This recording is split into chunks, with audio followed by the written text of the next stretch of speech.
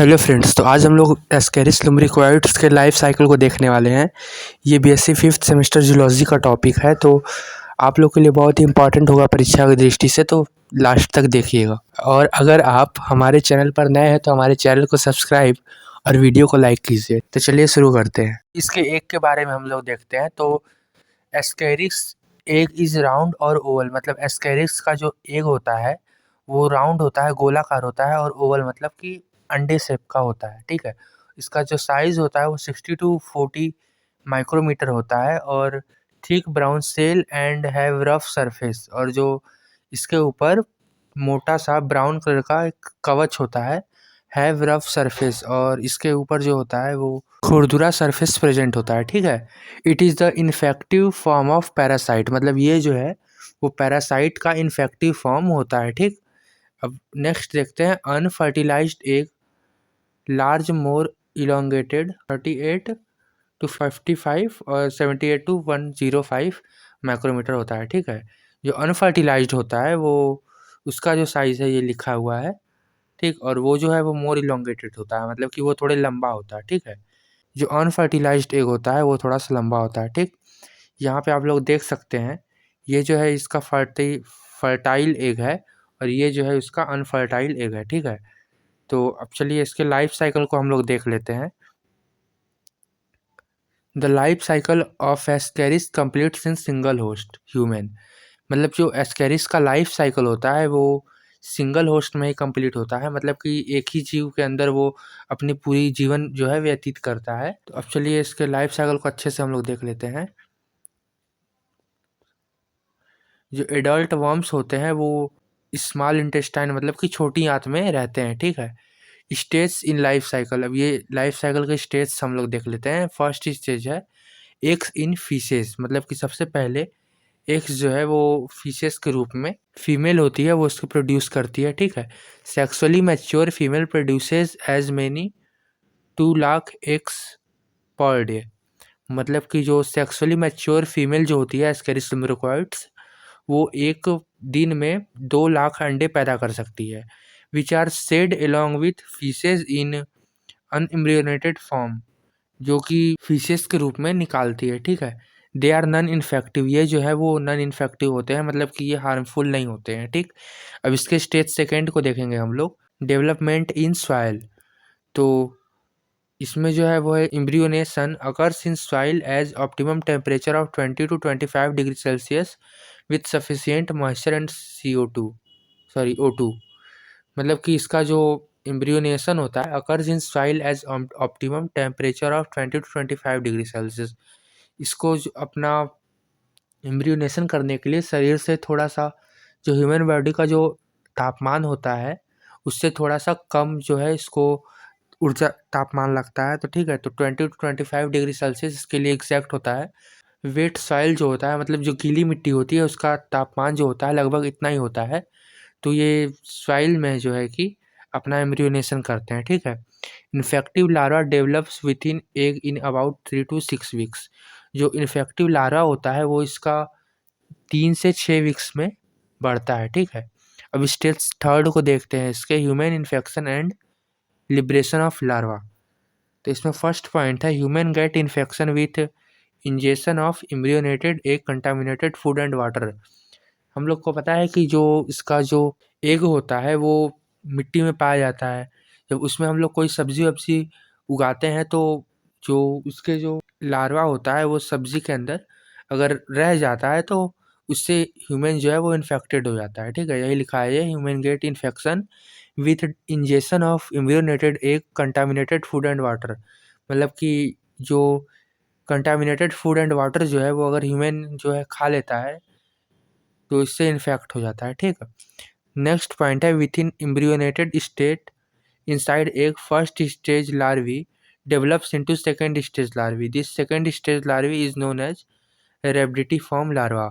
जो embryonated state होता है एग का, फर्स्ट स्टेज में जो लार्वा होता है वो हार्मफुल नहीं होता है, जबकि जो सेकेंड स्टेज लार्वा होता है वही जो है वो इन्फेक्शन कॉज करता है। ठीक है, तो इस जो सेकेंड स्टेज लार्वा को रेब्डिटिफॉर्म लार्वा कहते हैं। नेक्स्ट पॉइंट है second stage larva is stimulated to hatch out by the presence of alkaline pH in small intestine and solubilisation of its outer layer by bile. मतलब कि जो second stage होता है larva का is stimulated to hatch out by the presence of alkaline pH.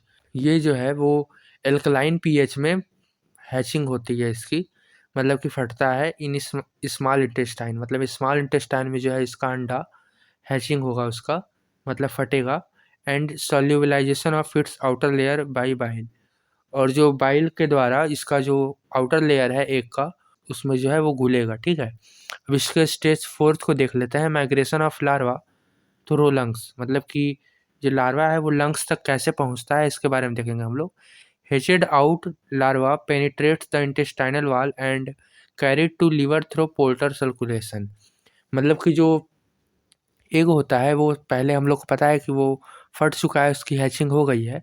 वो अब क्या करता है कि इंटेस्टाइनल वाल्स को पेनिट्रेट करता है, मतलब कि भेजता है। And carried to liver through portal circulation, और एक आप लोग हिपैटिक पोर्टल सिस्टम आप लोग को पढ़े ही होंगे, तो लीवर के बीच में होता है वो, लीवर थ्रू पोर्टल सर्कुलेशन। ठीक है, और वो लीवर के पोर्टल सर्कुलेशन के द्वारा जो है कि पहुंचता है। इट अब नेक्स्ट जो है वो देखते हैं, it then travels via blood to heart. अब ये जो है वो ब्लड के द्वारा हार्ट में पहुंचता है। And to lungs by pulmonary circulation, और पल्मोनरी सर्कुलेशन के द्वारा ये लंग्स में पहुंचता है with in 4 to 7 days of infection. इतना करने में से 4 से 7 दिन तक का समय लगता है। ठीक है, मतलब इसे पूरा इन्फेक्शन कॉज करने में लगभग 4 से 7 दिन का समय लगता है। चलिए अब नेक्स्ट पॉइंट देखते हैं। तो नेक्स्ट पॉइंट है, the larvae in lungs moults twice in large and breaks into alveoli. Moults मतलब क्या होता है, मोल्टिंग मतलब क्या होता है कि जो पैरासाइट्स होते हैं और कई जीव जो होते हैं वो सबसे ऊपर का जो लेयर होता है उसको हटाकर एक नया लेयर चढ़ाते हैं, उसे ही मोल्टिंग कहते हैं। ठीक है, तो इसमें लिखा है the larvae in lungs moults twice, मतलब कि जो लार्वा है लंग्स में वो मोल्टिंग करता है in large and breaks into alveoli, और बड़ा होता है एल्वेलाई में। ठीक है, अब इसके स्टेज 5 को देखते हैं, reentry to stomach and small intestine. मतलब ये जो है वो फिर से स्टमक में एंट्री करता है और छोटी आंत में एंट्री करता है। ठीक है, तो चलिए इसके पॉइंट को देख लेते हैं। इसमें फर्स्ट पॉइंट है, from alveoli the larvae then pass up through bronchi and into trachea and then swallowed.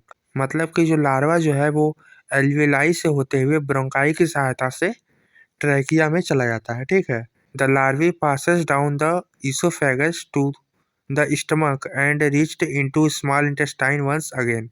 The larvae passes down the oesophagus to the stomach, मतलब कि ईसोफेगस से होते हुए लार्वा जो है वो स्टमक में चला जाता है। And reached into small intestine once again, और फिर से जो है वो है कि स्मॉल इंटेस्टाइन मतलब कि छोटी आंत में पहुंच जाता है। ठीक, small intestine is the normal habitat of Ascaris and it colonises here. मतलब कि जो स्मॉल इंटेस्टाइन है वो इसका नॉर्मल हैबिटेट है, मतलब सामान्य निवास स्थान है, यहीं पे एस्केरिस रहता है। एंड इट कॉलोनाइजेस हियर, और यहीं पे वो जो है वो अपनी कॉलोनी बनाता है। ठीक, within intestine parasite moults twice and mature into adult worm. मतलब कि इंटेस्टाइन में फिर से मोल्टिंग करता है and mature into adult worm, और जो है वो है कि अपने एडल्ट वर्म में कन्वर्ट हो जाता है। ठीक, मतलब एडल्ट हो जाता है। Sexual maturation occurs with 6 to 10 weeks and the mature female discharges its eggs in intestinal lumen and excreted along with feces continue the life cycle। इसका मतलब है sexual maturation occurs with 6 to 10 weeks। मतलब कि जो sexual maturation होता है, मतलब जिसे हिंदी में यौन परिपक्वता कहते हैं, वो 6 से 10 सप्ताह में होता है। And the mature female discharge it's eggs in intestinal lumen, और जो इसकी जो फीमेल होती है वो एग को इंटेस्टाइनल ल्यूमेन में, मतलब कि आंत के दीवार में जो है कि वो एक्सक्रीटेड कर देती है, मतलब कि छोड़ देती है, और along विथ फीसेस, और मतलब कि ये फीसेस के द्वारा निकल जाती है, कंटिन्यूइंग द लाइफ साइकिल। और इस तरह से इसकी लाइफ साइकिल जो है वो कंटिन्यू रहती है। The life span of parasite is 12 to 18 months। मतलब कि जो लाइफ स्पेन होता है पैरासाइट का 12 से 18 महीने का होता है। ठीक है, तो ये रहा आपका एस्केरिस लम्ब्रिकोइड्स का लाइफ साइकिल। ये एग्ज़ाम में बहुत ही इंपॉर्टेंट है, तो इसे ज़रूर तैयार करके जाइएगा। Thank you.